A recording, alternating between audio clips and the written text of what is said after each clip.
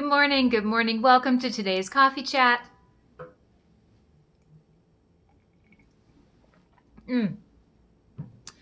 Dairy. That's what I've got on my mind today. Some changes to things in the dairy aisle, as well as busting some of the common myths around dairy. That's what I've got on my mind today. And so if you choose to have dairy, or you've been wondering whether you should or shouldn't be, this is a video for you. But before I get into that topic today, if you're coming on back to my channel again, welcome back. It's great to see you here and have you here in my kitchen. And if you're new to my channel, welcome. It's great to have you join us. Each week I share with you a little touch of my 24 years of nutrition experience, what you need to adopt healthy eating habits that actually stick. Some of the science of nutrition, we get into the psychology of our food choices, behavior change hacks. I point out things in the grocery store that I'm liking, as well as doing cookbook reviews. So I encourage you to click the subscription button below and the little notification bell if you want to have healthy eating habits that stick. Okay, and before I get into things today, I also want to say don't worry about my eye there. I'm not joining you with being sick or anything. I don't know, was a little awkward with putting my makeup on today, and I got a little bit of makeup happening in my eye. So it's a little irritated, but hey, that's real life. We're continuing on. So dairy, talking about dairy, what I want to talk about and just make really, really clear from the very start before I get into details is that I respect people who choose to have dairy. I respect people who choose not to have dairy. And so this is not a video to convince you to have it. This is not a video to convince you not to have it. What I want to do though is to bust some myths and point out some products on the shelves so that you can make an informed choice. Because I find there's so much misinformation or information that might be true in some places, but not necessarily true here. And so I want you to have accurate information upon which to make your own choices. Also, this video is not sponsored. I purchased things with my own money, and so I just want to let you know that I am not working for a company. I am working for you. Okay, with those out of the way, let's talk about dairy. I get a lot of questions from people, and often I overhear people making statements around dairy that aren't necessarily true. And it's really a lot to do with the fact that most of the time nowadays we get our information from the internet, from Google, from social media, and hey, that's how I'm connecting with you today. So it's a good thing. However, us here in Canada, often we're getting information that comes from the States. And there's a lot of similarities with the food supply in the States and the food supply here in Canada, but there are many differences as well. And so sometimes the information we're getting from the States is not accurate for our food here in Canada.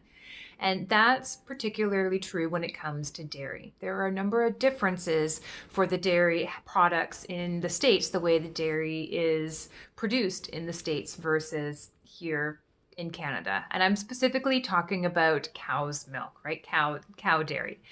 And so here's the thing.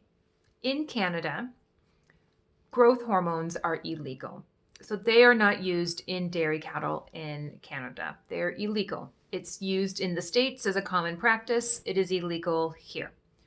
Also, here in Canada, if a cow gets sick and needs to go on antibiotics, their milk is not used. Their milk is not used in Canada if a cow does get sick and they need to go on antibiotics. And actually, as another screening method, when milk arrives at the bottling plant, it's also screened again for antibiotics. So there is close screening to make sure that there are no antibiotics in Canadian dairy. So those are two common myths that I hear, that there's antibiotics in dairy and that there's growth hormones given to the cows to produce the dairy. And those two things are not true about Canadian dairy. And up until very recently, all of the milk on the shelves in Canada was from Canadian dairy. However, the new free trade agreement that was signed recently means that within this last year, there are now on the Canadian grocery store shelves both Canadian dairy and US dairy. So one of the changes to the free trade agreement is that the US can bring dairy in now to Canada. So that is a change.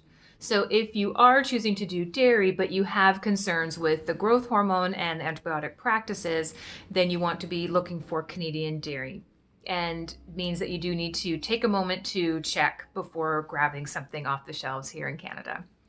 What you want to look for is the kind of blue and white cow that has the little maple leaf on its bell on its neck. That's a symbol that it's used making Canadian milk. Often now there will also be additional words around being Canadian milk. So for example, on this product, here it's talking about being proudly Canadian with the maple leaf.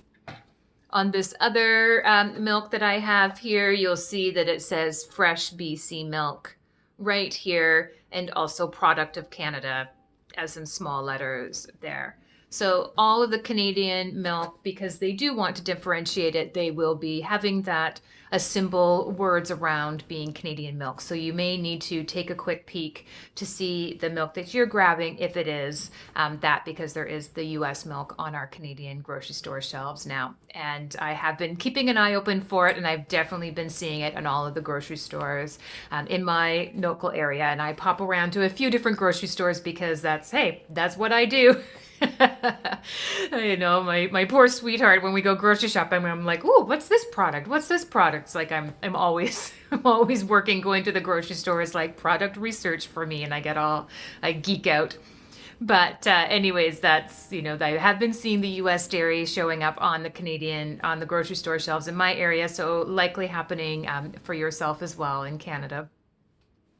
And so those are the differences, some myths I wanted to bust around the Canadian milk supply, but also give you that heads up that the US milk is arriving here. So if you have concerns there, you want to be steering towards more of the Canadian product and double checking that it is Canadian.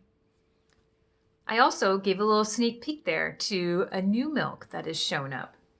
And I was grocery shopping and I spotted this and I was like, what is that? Ultra-filtered milk. So I've done my homework and found out what the heck this is so that I can give you the goods.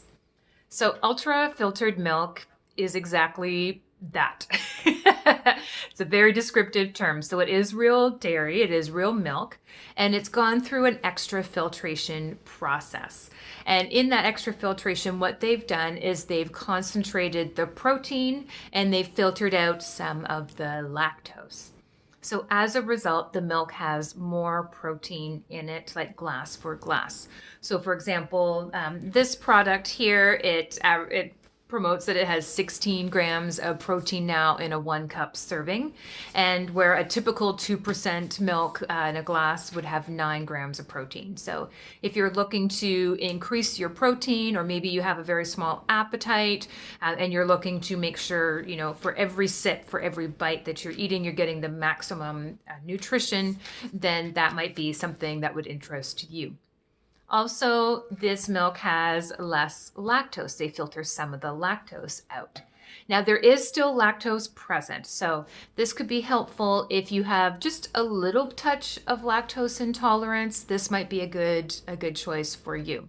But if you have significant lactose intolerance, you're still going to have the digestive effects from that. You're going to get gas and bloating from it. So it's not that it's lactose free, but they have reduced the lactose. And also the lactose is the natural sugar that's in milk. So by reducing the lactose, they're reducing some of the sugar content that's in there. Again, for most of us, that is not a concern. The concern is the added sugars. But if you are following a very low carbohydrate diet, for example, maybe you're following, you know, this probably still wouldn't quite fit in keto, but if you're doing something quite, you know, significant, very, very low carbohydrate like that, a product like this might be of interest to you because they have reduced the amount of grams of carbohydrates in there. So that's what the ultra-filtered milk is about. So I did try it because I was curious, and it was delicious. I found that it did have a bit of a thicker mouthfeel in there. So the 2% milk felt more like a whole milk, not quite as thick as like a half and half, like a coffee cream, but it did have a thicker, richer mouthfeel from that extra protein in there. So it was delicious in my coffee. Loved it for that. It would also be great in perhaps like a soup or something that you're kind of thickening up with some milk, like a corn chowder. This would have been delicious in something like a corn chowder. I am not a big baker. If you've been following me for a while, you would know that. So I did not test this milk in a recipe where the milk is providing a very specific, like chemical or like chemical reaction, like structural component to the recipe. I'm thinking something like, I don't know, what would milk be using super concentrated like that? Maybe like if you're using it in, say, maybe like a cheesecake or something that you're using the milk for structure to set it up, like a custard or like a pudding, something like that. That would be interesting. I don't know how it would perform in that. If you are a baker or you do make those types of things and you've tried the ultra filtered milk, let us know. Send a little comment, enter in the comment box below, because there's probably some other folks watching this video who would be curious about that. But as you know, I'm not a big baker, a big sweet creator, so I did not test it that way. But in my coffee, it was particularly delicious. So that's what that product kind of tasted like, and what's going on with what the heck is ultra filtered milk. So those are some changes that are happening in our dairy aisle. Now you have the 411. Now you know, so you can make some informed choices. If you liked today's video, please let me know. Give me a little thumbs up button. And yes, have a wonderful week. And I look forward to seeing you back here next Thursday morning.